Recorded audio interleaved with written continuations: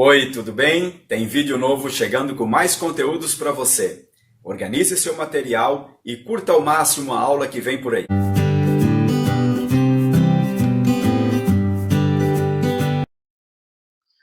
Aula de hoje vamos conversar sobre retórica e dialética a partir da ideia de Sócrates. Então, Sócrates viveu aí entre 470 e 399 a.C., não deixou nada escrito, e tudo que nós sabemos a respeito dele vem dos diálogos elaborados por seus discípulos Platão, Xenofonte e de algumas peças de Aristófanes que o ridicularizava. Ele criticava os sofistas e seu relativismo, preocupava-se com o rigor dos conceitos e demonstrou que as pessoas formulam verdades fundamentadas em conceitos que desconhecem ou que afirmam de forma distorcida ou incompleta. Ele investigava temas como a coragem, a virtude e a justiça. Sócrates é considerado o grande marco da transição entre dois tipos de investigação filosófica. Então, após o desenvolvimento do seu pensamento, as investigações cosmológicas, elas deram lugar às investigações antropológicas. Então, a partir de Sócrates, as investigações, a pergunta passou a ser sobre o ser humano, sua identidade e origem, suas angústias, seus desejos e deveres. Essa mudança ela foi muito significativa para os estudos filosóficos da época e exerceu grande influência em toda a história do pensamento ocidental. Lembremos que nas investigações cosmológicas ficávamos investigando a respeito das origens do mundo, das coisas, do universo.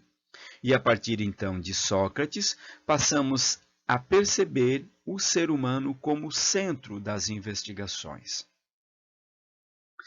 Ele filosofava de modo curioso, dialogava pelas ruas de Atenas com as pessoas, com qualquer pessoa que passasse. Fazia do diálogo um instrumento de investigação e busca da verdade. Ele abordava as pessoas com a máxima inscrita no templo de Apolo, em Delfos, que era: conhece-te a ti mesmo. Essa era a pergunta que ele fazia para abordar as pessoas que passavam por ele. Por meio de questionamentos, a dialética, ele fazia as pessoas refletirem sobre a razão humana, o porquê, seus próprios conhecimentos, interesses, necessidades e senso de justiça. Bom, em relação ao pensamento de Sócrates, a palavra razão tem um sentido muito específico.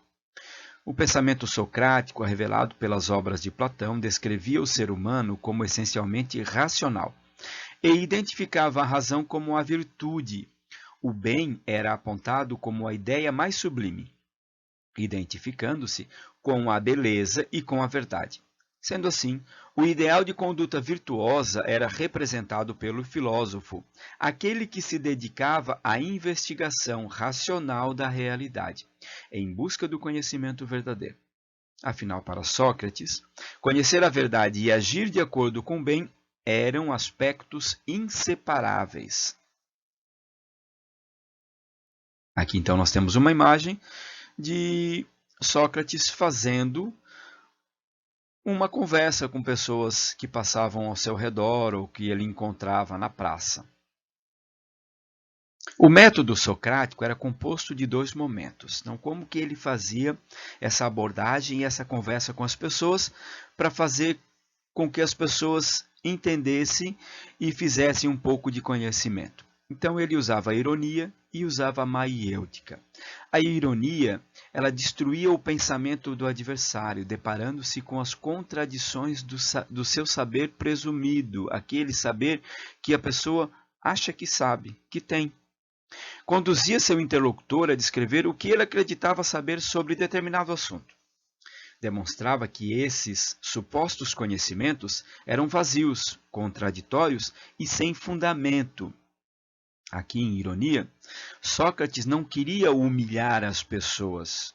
Ele queria apenas fazer com que as pessoas vissem, percebessem no que elas acreditavam, em como elas pensavam que conheciam. E a maiêutica, que reconstruía o saber por meio do diálogo, levando ao conhecimento verdadeiro. Então, o objetivo de fazer nascer ideias próprias, pensamentos verdadeiros, reflexões válidas sobre um objeto de conhecimento. Sócrates fazia as pessoas a perceberem o conhecimento nelas mesmas, a partir delas, não a partir de outras ideias. Acreditava que todos sabemos o conceito verdadeiro das coisas, sem o saber conhecimento inato. Quer dizer, nós já temos o conhecimento em nós, nós apenas não sabemos que ele está lá. Precisamos descobrir. Essa era a ideia de Sócrates. O conhecimento simplesmente transmitido não tem grande valor para ele. O conhecimento verdadeiro conduziria ao comportamento adequado. Buscar conhecer o bem é a forma mais correta de tornar-se bom e praticar o bem. Praticar uma justiça para Sócrates é pior que sofrê-la. A coerência entre pensar e agir era a síntese do pensamento de Sócrates, ou seja, você deveria saber o que estava fazendo. Você deveria ter conhecimento dos atos que você estava praticando ou das falas que você estava fazendo a respeito dos seus pensamentos. Ele acreditava em uma verdade objetiva, na purificação da alma humana e na sua imortalidade. E passava os dias na ágora, na praça, local das discussões e votações. Na mesma época, havia um grupo de pessoas consideradas pela população como professores de sabedoria. Então, eles conviviam na mesma época que Sócrates, também eram filósofos. E essas pessoas eram chamadas de sofistas. É um nome que deriva da palavra sofia, cujo significado é sabedoria.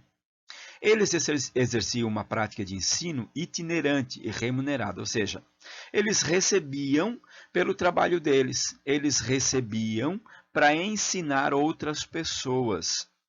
O fato de vincularem a atividade de ensino a uma troca financeira escandalizava Sócrates. Ele não curtia essa maneira de fazer conhecimento. Também os acusava de falta de compromisso com a verdade, uma vez que, em muitos casos, a sua retórica, que é a arte de falar e se comunicar bem, com clareza, convicção e de forma convincente, que é uma técnica que garante ao orador, a pessoa que fala, expressar suas ideias com beleza, eloquência, eficácia e exercer a persuasão sobre os ouvintes. Ela era constituída, essa retórica dos sofistas que Sócrates criticava, ela era constituída por sofismas. E sofismas é elaboração de raciocínio que induz a conclusões errôneas, aparentemente. É uma construção válida e correta, o que pode tornar difícil sua identificação. Porém, corresponde a um discurso retórico, geralmente utilizado com a intenção de levar o ouvinte ao engano. Então, Sócrates criticava os sofistas por isso, porque para ele, os sofistas apenas vendiam o seu conhecimento para quem pagasse melhor. Sócrates defendia o potencial da palavra falada e vivida como modo ético de ser na cidade. Considerava sua missão conduzir todas as pessoas à vivência do bem e da justiça. Ele condenava com muita força a retórica sofística, ou seja, o discurso belo e tecnicamente eficaz, que não se fundamentava na verdade e no conhecimento, sendo utilizado para impressionar, bajular ou manipular um público.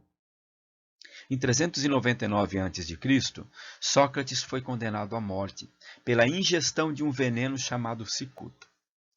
As acusações eram a de negar os deuses da cidade e a de corromper a juventude com seus pensamentos.